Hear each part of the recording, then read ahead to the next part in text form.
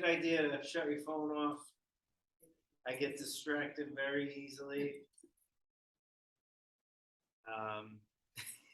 As you'll see, the meditation teacher. But it's all about meditation. I go on tangents, that's all, about the practice. So, a couple new faces. I'm Mark. Nice to meet you guys. Nice to see you. And I always like, if anyone wants to share that's new, you could be doing anything on Tuesday? A Tuesday evening. What brought you? Hello. What brought you to meditation or mindfulness? And, sometimes that changes the course of my talk. So last time I was going to talk about a whole one thing, and then someone asked a question, and we had a whole different class. So if anyone doesn't want to share, that's fine. I'll just start talking. Anyone? No? I just saw this something coming up. I said, that's fair. Something exciting, new. I'll try to make it exciting. It's hard to get people excited about meditation. I think some of your session today from the hospital earlier months ago. When I participated, I feel like I'm kind of taken out of the moment in another place. Oh, good. Good. Glad to hear. Oh, that's a long time ago. Pre-COVID, yeah. And that was doing well too over there. We're building a nice group over there too. I'm curious, and I think I always want to find new ways to be centered.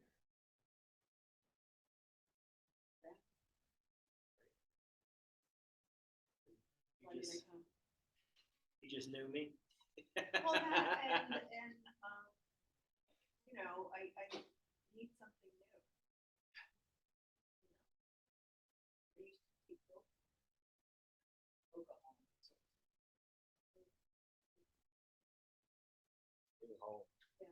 That's what I like about this, and I wish it was weekly, but I think just financially we can't work that out right now.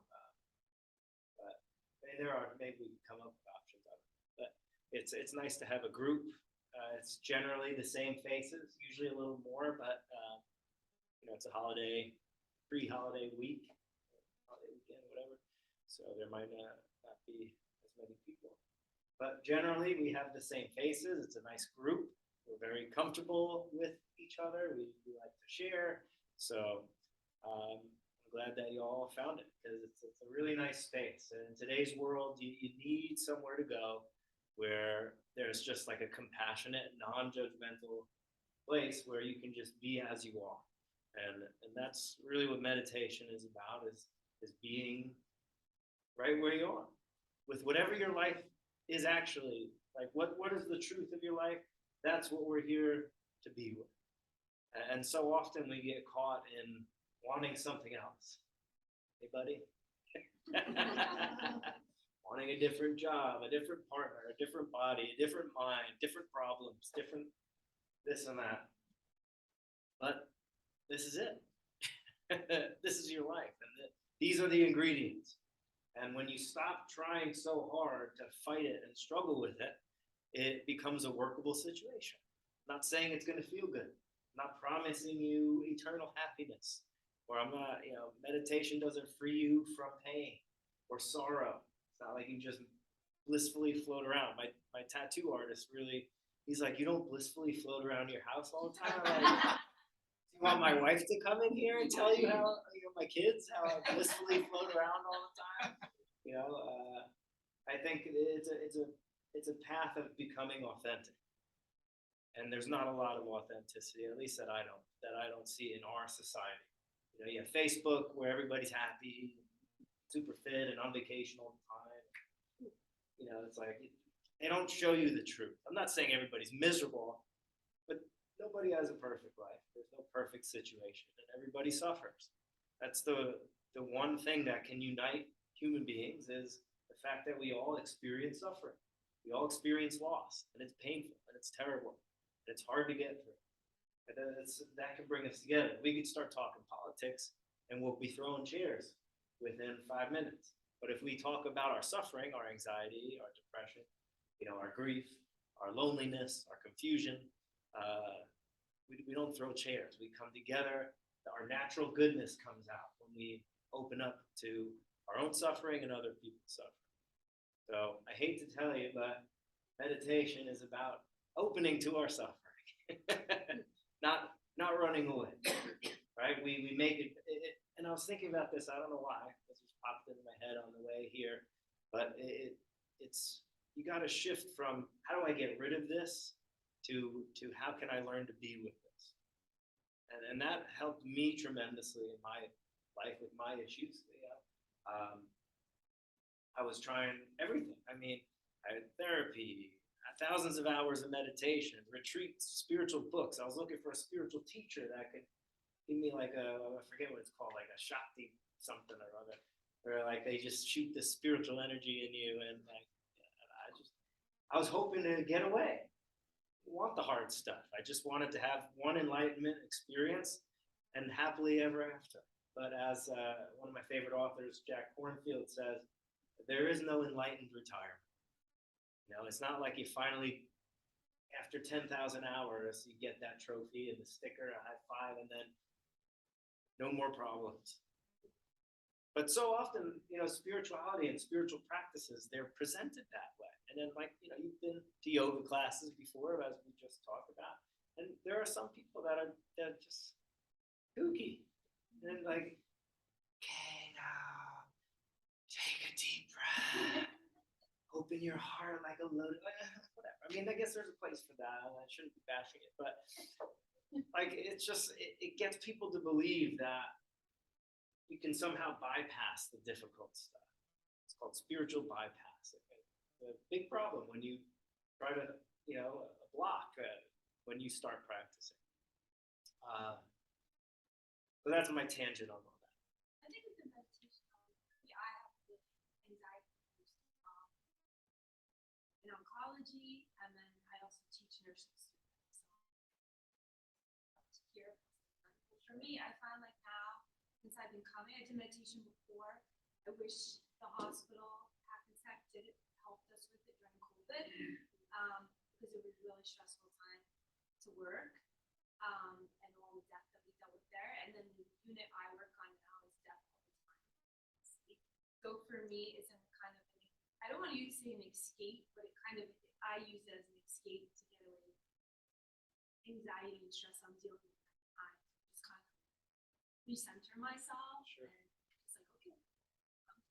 And then I've been trying to teach it to the students before they take it down. Up to here, and their shoulders are up to here. And I'm like, do that. Let's meditate. That's good. They'll do better on the test. I don't know, but I'm trying to get them a little calmer. It's so funny how the ideas that I have for a class, I always like, what's that called? Synchronicity, right? Yeah. I'm going to get to your comment in just a second. But today I was thinking, and I want to put this out there because a lot of you familiar faces, and even the new faces, you know, this goes out to you guys too, that how much I appreciate you showing up. And, you know I'm here to inspire you guys and hopefully help you face your things. But you guys actually help me because, like, for example, today I was getting caught in something. We have a market tour at my job next week, and it's just been a nightmare. And I was noticing myself getting caught in some habitual ways. And I thought of you guys. I was like, you know what? I'm going to teach this class tonight. Let me relate to this skillfully.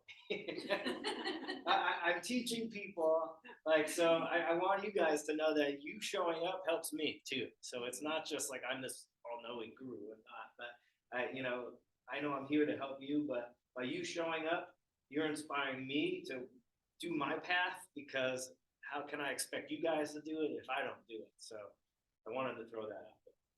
But tonight, actually, I was going to talk about compassion, and being with dying I think tonight is going to be great for that.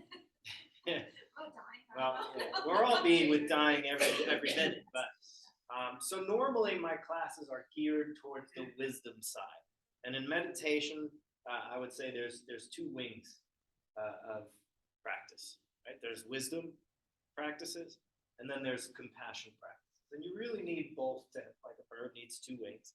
You need both. So the wisdom side is the clear seeing.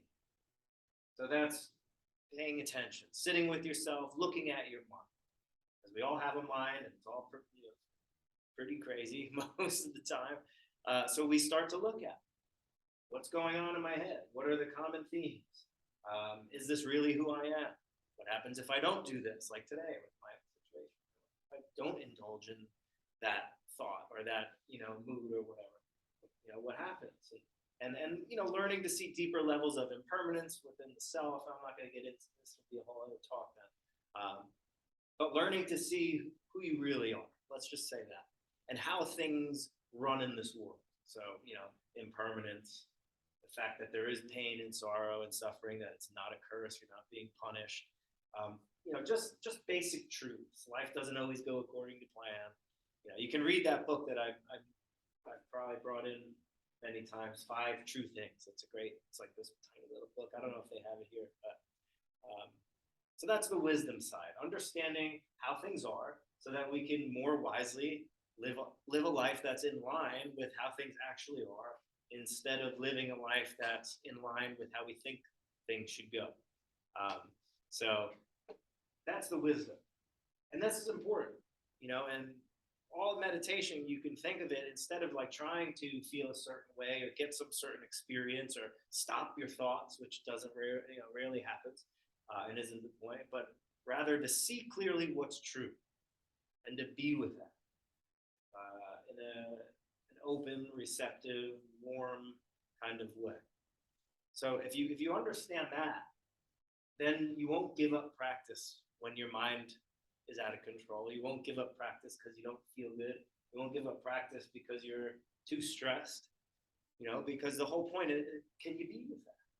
What is that? So when you say like, okay, I'm really stressed out. Well, when you pause with that, what is it? Where does it live? How long does it last? What's going on? We learn. This is the wisdom side. Now, the other side is the compassion. And compassion is the steal Jack Hornfield's line, the heart's natural response to suffering. And what does that say? I mean, just in the definition alone, it's you have to be with your suffering. You have to be aware of it first. And that's most of us don't even realize the seeds we're planting of suffering, of dissatisfaction. And we're all practicing something. You might be practicing worry. You might be practicing getting mad at everything. You might be practicing, who knows? If you're not paying attention, then you're just cultivating unconscious habits and you're strengthening. So we use the wisdom to start to see, and then we start to see how much suffering there really is, not only in our own lives. We have to open to that first, because if we can't sit with our stuff, then everything else is going to be way too overwhelming. And if you think about why you can't be with things in the world, it's because the way it makes you feel. Because you don't like that and you can't be with that, right? The annoying person at work.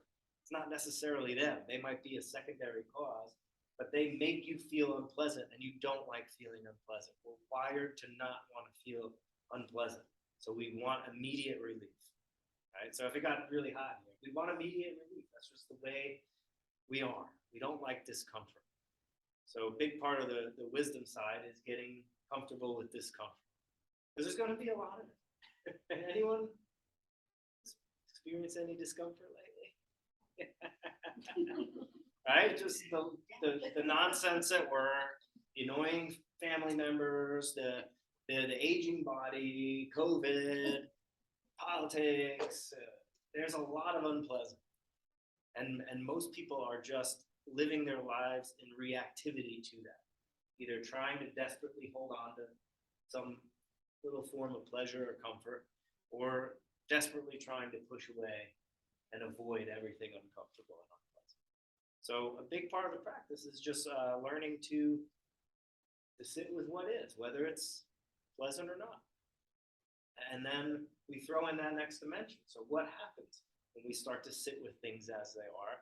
It's a weird process. I mean, I'm sure a neuroscientist might be able to explain it, but you just start to get more compassion. You start to become more aware of what's really happening, and you let it touch your heart rather than, how many school shootings have we heard of?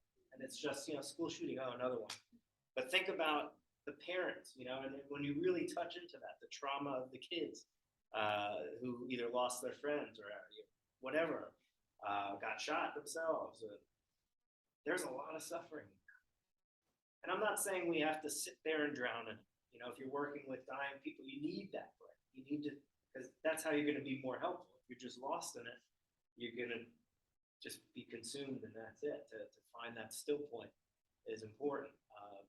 But there are practices that can cultivate compassion, that can use our suffering to cultivate compassion. And that's what I want to talk about today, because that's what's powerful. It's great if you feel good, right? But we don't have a problem with that, right? Or you don't call your friend after a good day like, man, that was a tough, great day that I had. I don't know if I could go through another one of those, right? No, we have problems with the hard stuff. That's why I talk about the hard stuff, because we don't talk about it. We just smile on Facebook. What did I post today? Nobody follows me on Instagram. I have to read this because it really, I felt it today. Here we go. We are a sad generation with happy pictures. And I was like, wow, I don't know who wrote it. It was just written on someone's hand in the picture. But, you know, we act like everything's good. We're fine and we got it together and me, I'm great and best. But then so many people are struggling with so many things. You know, one of the guys I work with, he delivers, you know, I saw him today and everybody would think he's fine. He's silly self, he's joking, doing his job, you know, whatever, the same way he was always. But maybe 3 weeks ago, he lost his son. You know, and you know, I talked to him a little bit about it, and you can see it. It's in there. It's there. I'm not saying he's faking it either. I'm sure everyone has their ways of processing things. So maybe he needs work to feel better, but you just don't know. You really don't know. And how many people, you know, commit suicide that it's like thought everything was fine, and then all of a sudden, I just read on Facebook News. One of these reporters, you guys heard that, right? A news reporter or something. Always happy, smiling, positive. What's that about? So there's just something about this practice that makes you compassionate. When you start to really soften, when you allow yourself to feel, when you allow yourself to be vulnerable, when you allow yourself to be honest about how you are and how things are, there's like this just place that you go to, and it makes you want to help. You know, there's so much suffering, and when you really open to it, it's like, how can I bring some ease, or at the very least, not contribute to it? You know, you see how many of you guys have had family members fight either over COVID or politics, to the point where they don't talk anymore or something like that. And it's terrible to see. And how can we not contribute in that way? Do we have to say our opinion? Do we have to defend our political belief? Or can we just listen? And as uncomfortable as it is, and as wrong as we may think other people are, to just not contribute to the division anymore. You know, so there's like this inspiration side of it. That kind of comes out of it. But we have to be willing to open up. That's the point. And this is not what we want to hear. You know, like I say every time, I'm not going to fill up stadiums because I'm not going to tell people bullshit. You know, I'm not going to tell them nonsense that isn't true. I'm not going to tell them things are going to magically go away. Can you work with habitual patterns and become more free of them? Absolutely. And you learn to relate differently to moods and feelings and difficulties, and still have a profound okayness with your life, even if it's a mess, 100%. But I can't promise you that things are just going to go great. Like, how do I know you're not going to have some traumatic experience tomorrow? I don't. So there are tools that can help with the difficulty. They don't get rid of the difficulty. Some things can go away. I used to struggle a lot with emptiness. Not the good Buddhist kind, just that feeling of like a big hole in your heart. And that's, as I was saying earlier, when I started to just learn to be with it, I went off on that tangent, remember, with the therapists and this and that. When I learned to just allow it and to let it be there, it eventually went away because I felt it. If I felt the grief of it, or the whatever is there, you are willing to feel it. You consciously allow it in, and that alone brings healing. But there's more steps that can help. So I want to do. Let's see. Okay, I'm doing okay with time. I want to do two things basically. One is give you this 3-part practice that you can do anytime, anywhere. That's not an actual seated practice, but just something you can do when you're with a dying patient, or when you're on the phone with Best Buy and they're pissing you off about something, telling you you're a fraud or whatever they're telling you, or whatever the situation might be. Any form of suffering, you can do this. And this takes what normally would be something we don't want, that would strengthen aversion, that might strengthen unskillful patterns of escape. And you're taking that, and you're not only strengthening the wisdom, but you're also strengthening the compassion. So we'll do that first, and then I want to talk to you about another practice that can be either something you do for 20 minutes every day, or again, an on-the-spot situation. So the first one I learned from another one of my favorite authors, Pema Chodron. She's a Buddhist nun. One of my favorite books by her is When Things Fall Apart. My kind of teachings always a little bit messed up, dark, kind of sobering truth, but a great book. But she teaches all the time about learning to stay and then kind of opening your heart. And this is exactly what this does. So step one, and this is always really step one, is to really become aware. So and that's why we need to meditate, so that we have enough awareness.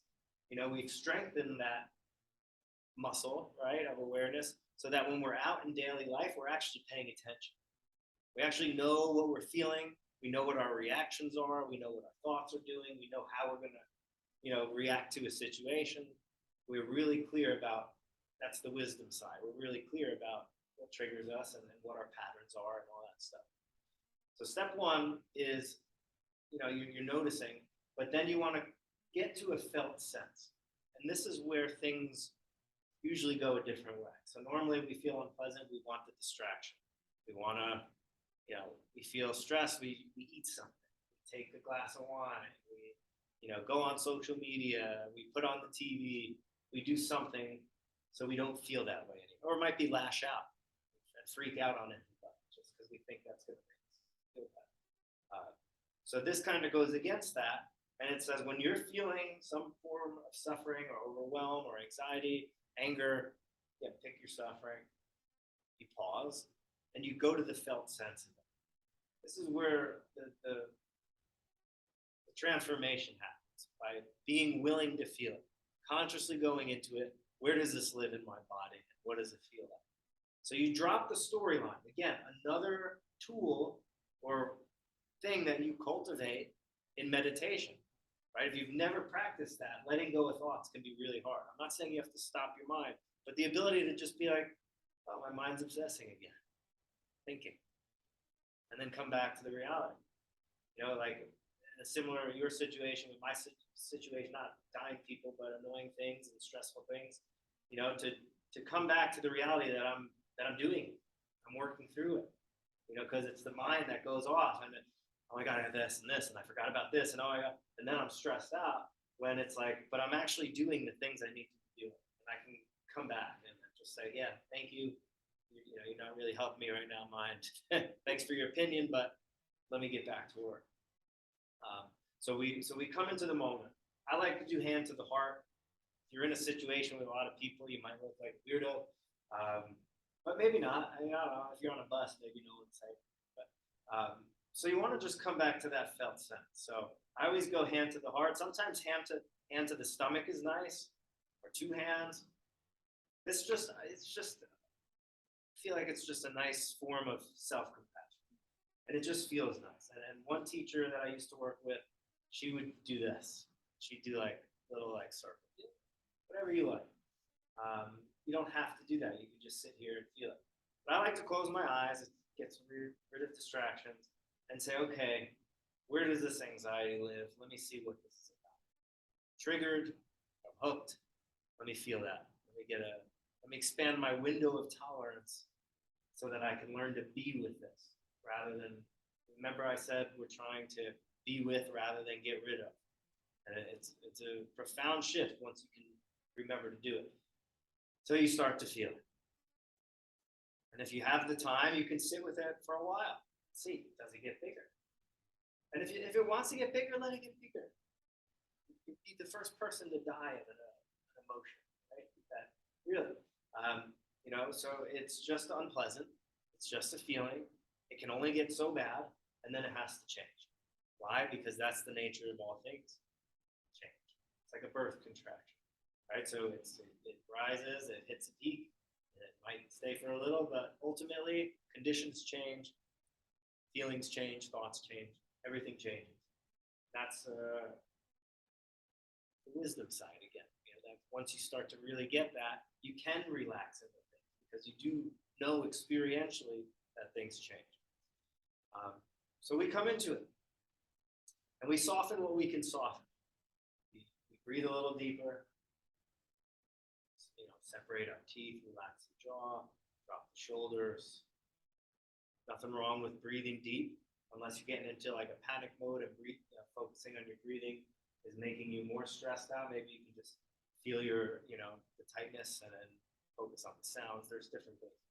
But for the sake of this, it's coming into the felt sense and compassionately holding the feeling. Think of like the feeling like a crying infant. You're not just gonna like punch it or throw it out a window. I mean, I'm sure there's nut jobs out there that would, but for most average people like us, we pick that baby up and we hold it with loving kindness, caring attention. And that's what we're doing. Saying, okay,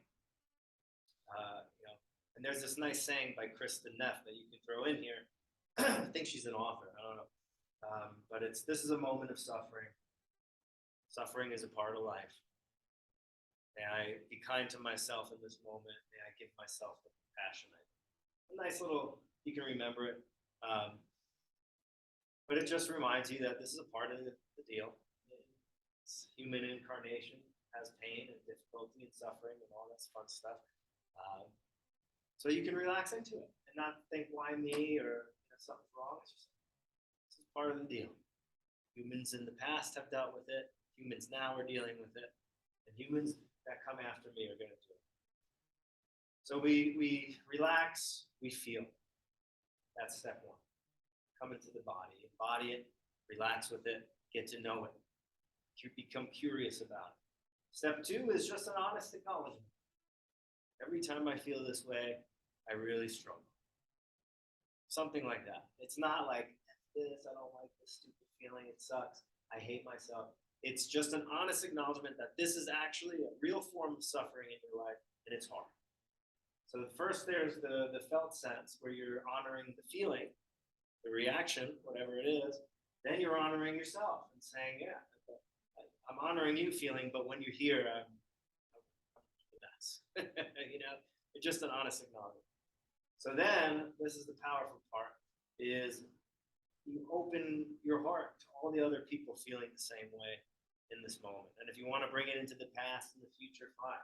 All beings that have ever felt this are feeling it now and will ever feel it in the future. And then that's where you send in some compassion. May we find ease. May we find ease in our hearts. May we, whatever it is that you feel you would need in that moment that would nourish you, you send out a wish that you and everybody else be free from. And again, if there's a higher power involved, it could be a prayer. If there's no higher power involved, it's just a wish of love and kindness. Just to, putting it out there. And again, so now you're taking something that was highly unpleasant, something that you would normally react unconsciously to, probably with some aversion or some unskillful behavior or pattern. And now you're expanding your window of tolerance by softening with it. you're becoming curious, you're attaining some wisdom, you're learning about it. How long does this feeling last? What does it feel like? Is it a familiar feeling? What, you know, and then there's even some therapeutic stuff that's like, well, how old do I feel? And what's going on at that age? And is this a repeated feeling? And what, you know, does something need to be healed here? And then maybe, you know, the anxiety opens up to tears or a huge amount of grief that just could be from someone yelled at you when you were 3 or something. You know, it can be that simple sometimes. And you just held on to it all these years and created this whole personality and this whole neurotic, you know, issue. Most of our issues are childhood trauma. And it doesn't have to be intense trauma, can be, but it's a lot of times it's just things that have happened to us that are painful. And our way of dealing with that is our way of dealing with the rest of life. And at some point it may have been helpful and useful and protected you, but as you get older, it starts to get outdated and causes a lot more problems. So again, more on that. That's more the wisdom side. But then the compassion side is being able to hold that and to be willing to feel it and to say, okay, this did happen and this is how I feel. You know, and it's one thing too, again, all these little side notes, I apologize, but it's important to realize that an intellectual understanding of what has happened to you or, you know, your psychological issues is very different than a felt sense one. So you could heal intellectually and you get it. Okay, my dad didn't not love me. He just worked all the time and he had to do what he had to do for our family. He wasn't around not because something was wrong with me, but because he had to work, right? Intellectually, you might get that, but that inner 5-year-old that was hurt, it's still there. So until you grieve and you feel that loss and that loneliness, and it'll still be there. So that's why I always say come back to the felt sense of things, because that's where the transformation will happen. Another side note, if you experience severe trauma, you don't want to do this by yourself. You want to do it with somebody who's trained. Because if you try to go into the felt sense of extreme abuse or something like that, you can get re-traumatized if you're not with a specialist. So I don't know all your past, so just throwing it out there that there is help for that. So that's it. You notice you notice that you're in a bad mood or some anxiety is present or a pattern of behavior. It could be even just like you notice that your mind's worrying again. You're a worrier and you notice your mind's worrying. Well, you come to that felt sense. Where does this live in my body? And it's like, oh, there's this intense gripping in my chest. Can I soften that? Not to get rid of it. It's very important. A lot of people teach take 3 breaths to get rid of the negative energy. Like, it's not negative. It's just unpleasant. There's nothing wrong with feeling unpleasant sometimes. It's not negative. It's not the devil. It's just an unpleasant sensation. We have nerves. They feel pleasant, unpleasant, and neutral. That's it. So to be willing to feel it, to soften with it, become curious about it, let go of the storylines about it, and really allow for that healing of the felt sense. And maybe not even healing, but just enough space for something to come and go. And it's crazy when I work privately with people that are going through stuff, when I get them to just feel this overwhelming thing, it ends up being like this. Not all the time, but a lot of times it's like, well, it's disappearing. Oh, wow, it's gone. I feel relaxed. And it's like, yeah, because you just felt it. That's all I wanted. It just wanted you to, it's saying, heal me, you know. It's like, you know, think of meditation like an open mic night. Some acts are going to be pretty bad, and they're going to hurt your ears. But this is your space for that to happen. You know, it's whatever wants to come up. If it's joy and bliss, if it's oneness, if it's trauma, if it's sadness, if it's body aches, we allow it. We respect it. You know, again, I'm not saying you have to drown in it. You do come out of it, and you learn to move on, and then yeah, sometimes it's distract yourself or step away or whatever. But yeah, so we come to the felt sense. We honor the feeling by being willing to feel it, and then we honor ourselves and we acknowledge that this is a form of suffering in my life. really struggle with this. Because think about like when you're struggling with something and you tell a friend, hey, I'm just really having a hard time. There's something that feels good about that. There's like a relief, you know? So it's like you're doing that for yourself. And then again, that compassionate side is, you know, you're not alone. That third part is really telling you. It's not I'm suffering, it's there is suffering. There is suffering in the world. This is one form of it. There's a lot of people feeling it. But then it's, you know, it shifts from poor me, why me, that victim, you know, only me mindset to, wow, this life's hard. And there's other people feeling this. May we all find some peace. May we all find a way to deal with this. Again, let it be natural. You don't have to say what I said. You say what comes from your heart, man, what you want. And then after that, you just maybe take a breath or two and you go back to doing what you're doing. And it can be 3 minutes, it can be 1 minute, and be an hour. You know, one time I sat with anger for an hour. I won't get to that story, but it was amazing what happens in that amount of time to an emotion. So that's that move, or whatever. And I gotta explain quickly the next one because I wanna do it. So I'm gonna give you the brief explanation. So the next one is called Tonglen, and we may have done it previously before, but it's a Tibetan practice of sending and receiving. And basically what you're doing in this practice is similar to what I just explained, except on your inhales, you're breathing in the suffering and you're willing to feel it and experience it. And then on the exhales, you're sending out relief. And it can start simply with you, you know, because sometimes our stuff's so overwhelming that we don't want to think about all the other stuff in the world. So you can start with yourself. So when you're feeling anxious, you're breathing in the heaviness of anxiety, you're breathing in, you know, the tightness, the fear, all that stuff. You're breathing it in, you're willing to receive it. And then on the exhale, you're sending out its opposite. The relief, the opening, the ease, the spaciousness, all that. And what this is doing, it's teaching us to not be stuck on either end. So we're learning to take the suffering, and we're also learning to let it go. And we're finding equanimity with both the release and the actual suffering. So you're cultivating equanimity, but then you're also cultivating this mind of compassion. I'm breathing it in, and then I'm sending out relief. And the relief can be to everybody. And that's the shift, is eventually you shift from just breathing in your anxiety and sending yourself relief to breathing in the anxiety of the entire world, you know, and inhaling it in, bringing it right to that heart center, and then sending out the relief.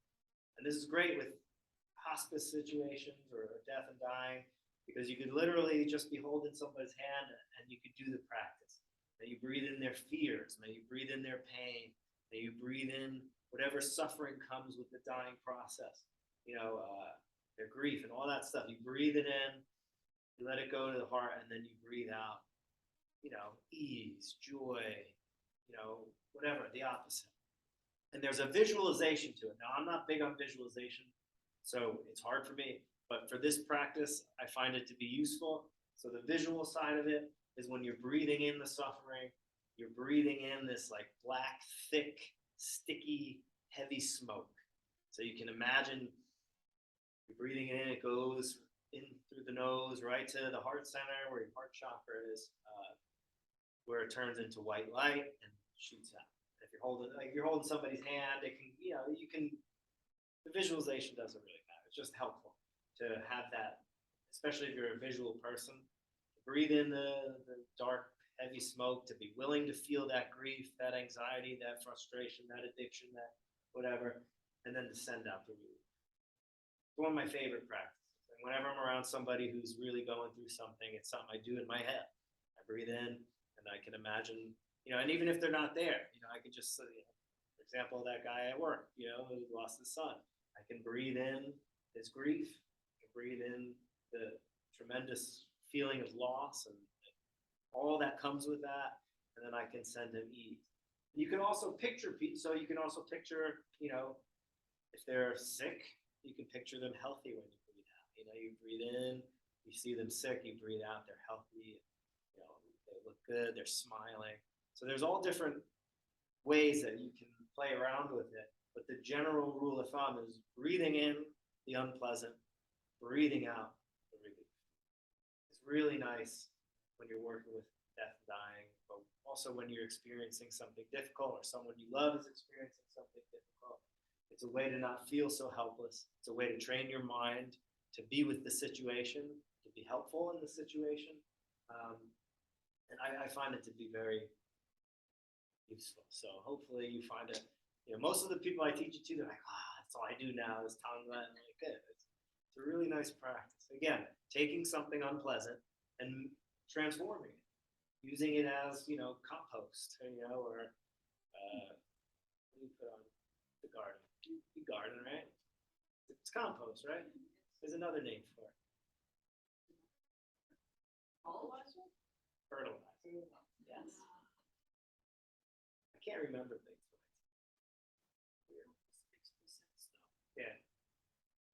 Well, there's this book called Who. Right. And there's a book called Who Ordered This Truckload of Dung by a funny monk named Johnson. Ajahn Brahm. And it's the same message. And because you wake up with an illness or somebody dies or something, and it's like, who ordered this truckload of dung, right? And we could try to figure out who dumped it or try, different ways of getting rid of it, but it's here. And, you can put it in your pockets and walk around with it, or you can take it slowly and put it in the garden and cultivate something with it. So it's up to us what we do with it. So on that note, let me get my timer so we can do a little meditation, and I'll save about 5 minutes or so for questions.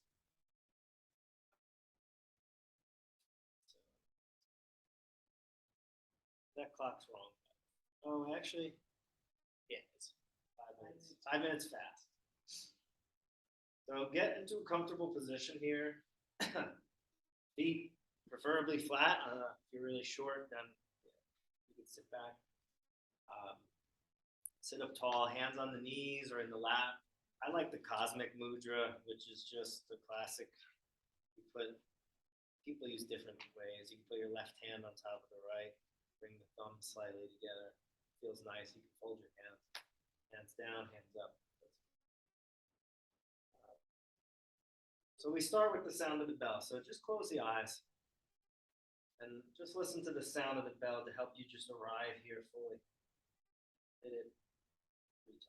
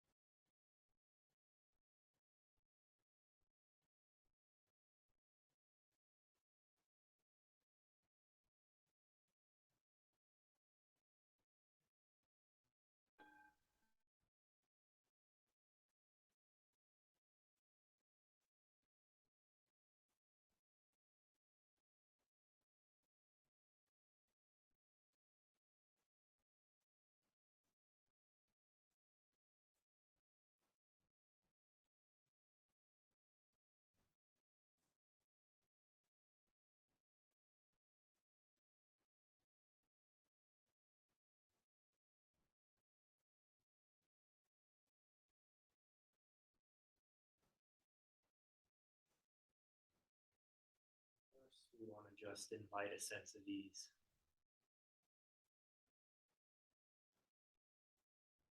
It's actually really easy to bring ease. All you need to do is become the witness, become the observer of this moment.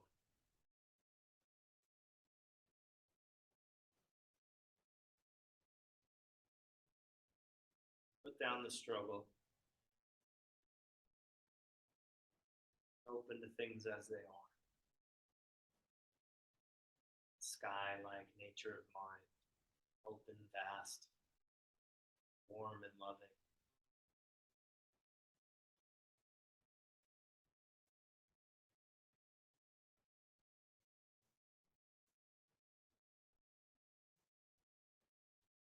Just simply know right now things are like this. Mind is this way. That might be an agitated, restless mind. Restless mind, good to see you. Have a seat. Have a seat with me. Notice the thoughts, the sounds. Notice the sensations in your body, the mood. All without judgment. Cultivating this unconditional friendliness, receptivity. Nothing's wrong. Mind is this way, body is this way, the sounds are like this, you feel like this. That's just what's true.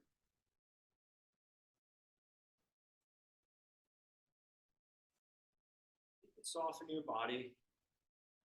You can allow for maybe a deeper breath. Breathing into the belly, slow and deep, and then long exhale.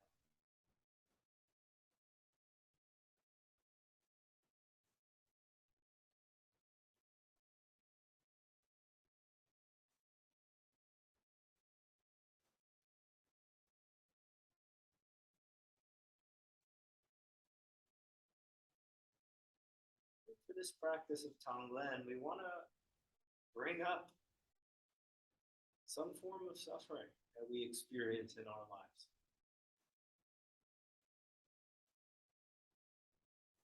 Addiction, self-hatred,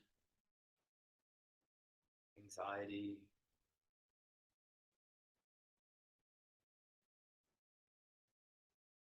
worry, whatever it might be. We want to kind of invite it to the sitting.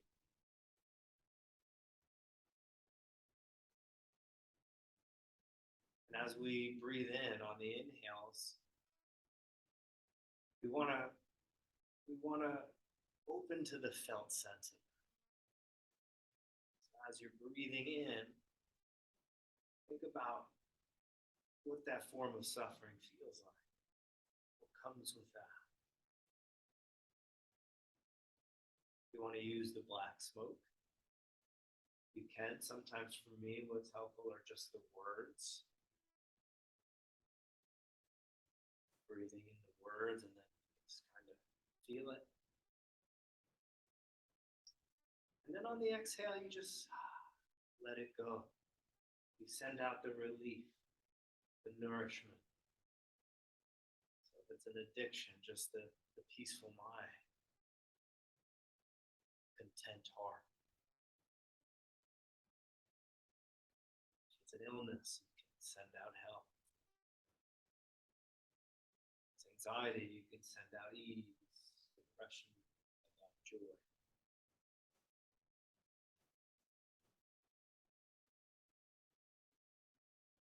Pick it right back up on the inhale.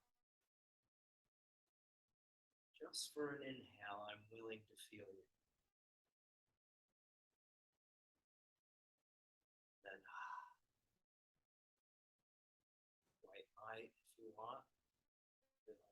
Shooting out in all directions, or just filling up your body.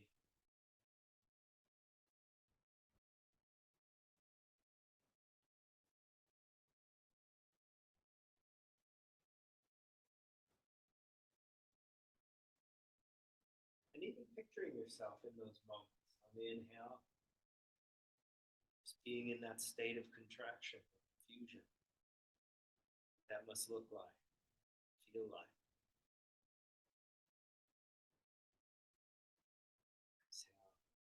The relief would look like.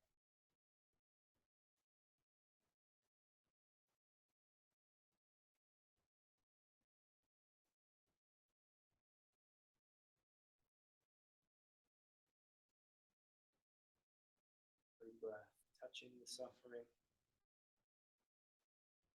sending its relief.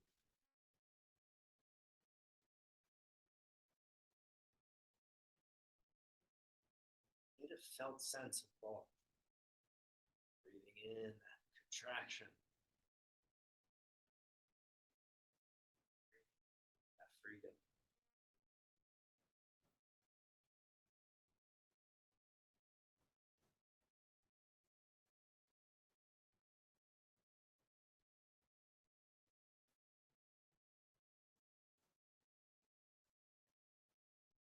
From here, open it up if you'd like, if you're comfortable with it. You don't have to. Whatever it is, whatever the suffering you experience, that you're thinking of,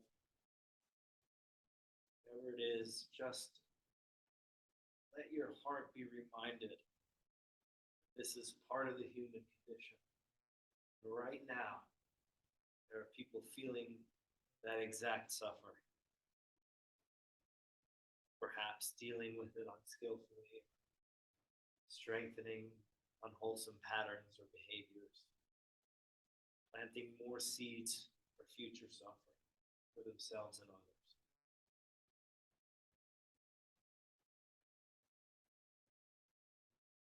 Now you can imagine the black smoke coming from all different directions.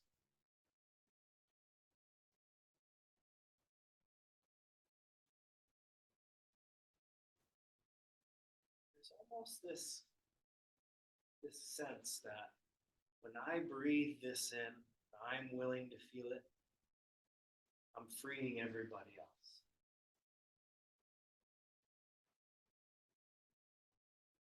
I'll breathe in your suffering so that I can take it. You don't have to feel it. But then when you send out that relief, you're letting it go as well. Breathing into your heart, being transformed, and then released. And then the relief is going out. I like to add that extra bit. Breathing in brings the relief. To that sick patient, to that anxious person, to the depressed teenager, whatever it might be. Breathing in, take all the suffering. Out, send out ease, relief, freedom, courage.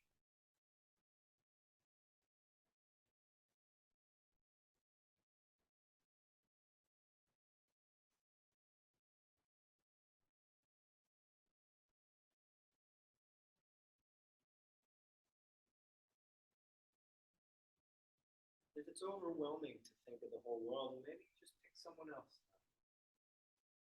It's mine. If you're having a hard time, maybe that's you and you stick with that. Perhaps somebody else. Picture them in their suffering. Breathe in the smoke. It's as if it comes out their mouth and nose, goes into yours. Exhale out your heart to their heart. That relief. See the change. Feel the change.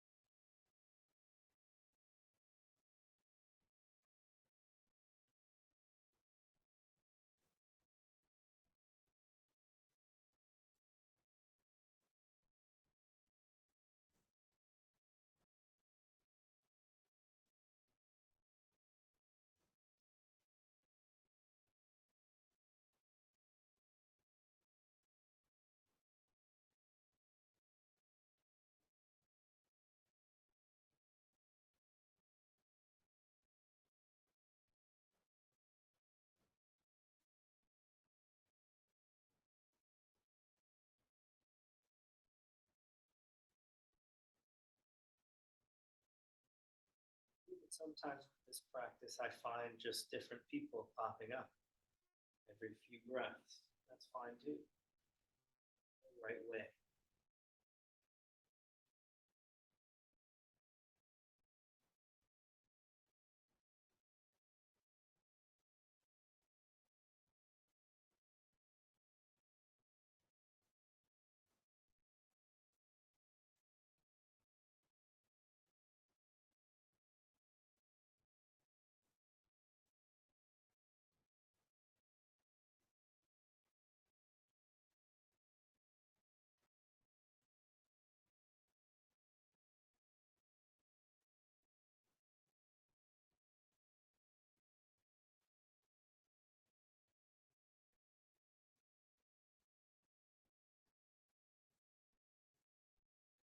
take one more breath with this Tom Glen practice. And then after your next exhale, just let it go. Just allow the body to breathe naturally. Again, just falling kind of down and out into that spacious awareness. It's really the true nature of our mind, spacious, open, free, always receptive, always awake.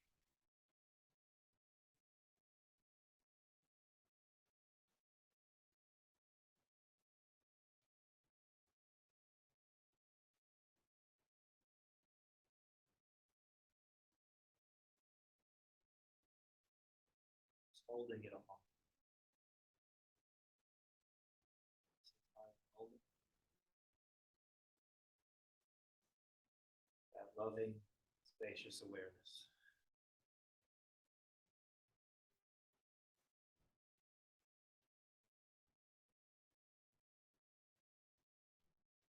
Not struggling, even if it's unpleasant, even if it's not the way you want.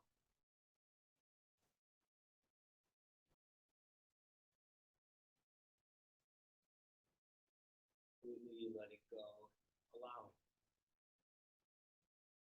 Now things are like this.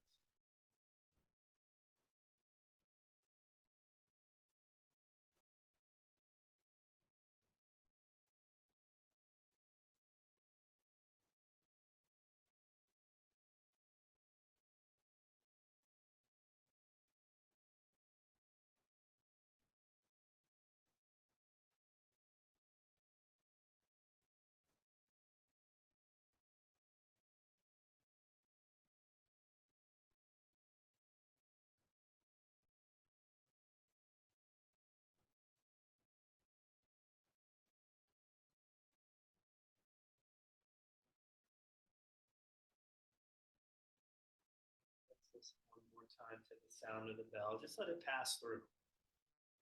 Hear it arise and then hear it fade away.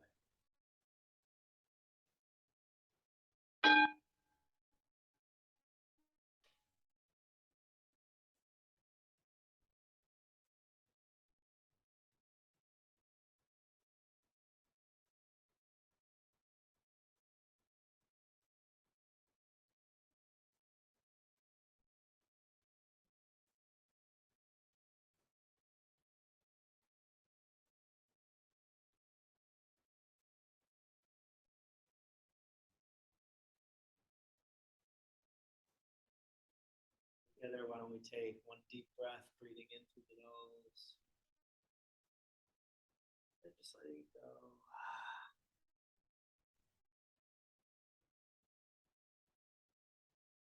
Ready, you can slowly open the eyes.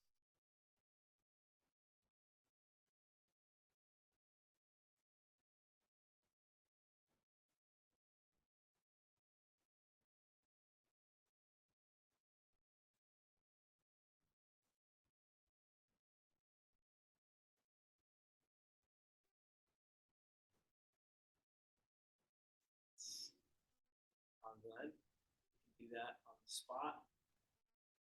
Have to be formal, or you can sit down and do that, especially if there's somebody going through something in your life, you see them all the time. Just someone close to you, it's a good practice. Good practice for suffering, which you have plenty of. So I guess if there's any questions or comments or anything, we can close with that.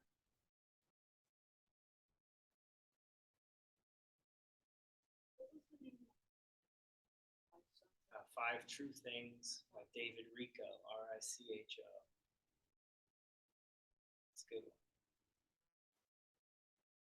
Similar to the 5 Remembrances in Buddhism, which are a little bit darker than this, but they're still pretty sobering. He's very good with his words, so. Digestible. Any questions on the practice itself? It makes sense. I think you can use it, hopefully. It's just remembering. Yeah. Well, we can only do our own practice, unfortunately. No one can do it for anyone else. But yeah.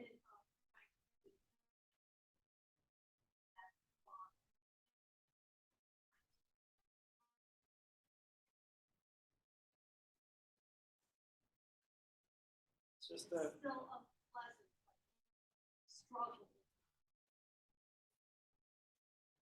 it's like, being trapped in the closet with a maniac. You just learn to listen to and babble on about all those crazy things. And just not the personal. It's just like your heart's beating, your stomach's digesting, your mind's thinking things. You don't have to do anything. That's what you learn in meditation. You don't have to. The world won't collapse if you don't pick up that thought and say it or do it or whatever. It's just especially helpful with like addictions. Like the world will not crash and burn if you don't take that drink or that pill or whatever habit is. So it's good stuff. So let me look at the date so I don't mess up. Next month we got September 27th is our next one. So let people know if somebody's, people who are suffering get a lot out of meditation. Really tremendously helpful. It's helpful for it's all. But when you're really going through something, to be able to pause, to know that's a possibility, know there's a place of refuge that can hold it within yourself is a great gift to have. So please let people know. 5 true things. David Rika. All right. Well, if there's no more questions, we can just push the chairs to the side or. All right. You're welcome. Yeah, thank you so much. Of course.